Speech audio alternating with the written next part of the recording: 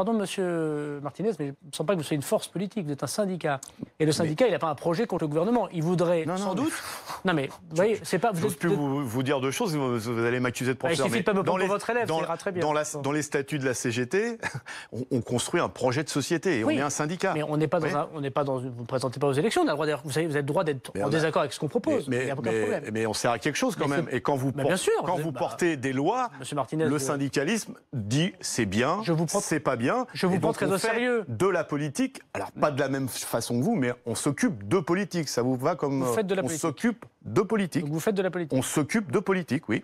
Ah bon, j'avais pas tout compris. Je pensais que vous défendiez l'intérêt des travailleurs, mais j'ai compris qu'en fait vous faites de la politique. Quand vous faites le choix de supprimer l'impôt sur la fortune plutôt que d'augmenter le SMIC, que vous devriez faire maintenant, on est bien obligé de faire de la politique. Je vais vous dire quelque chose. On s'occupe de politique. Moi, je vous considère pas. Moi, je vous considère ni comme un opposant politique. Ah non, on ni comme un ennemi de classe. On ne l'est pas, la CGT. Bon, on est à peu près de la même classe. Non, mais même quand bien même vous seriez riche ou je serais riche. C'est les grands patrons.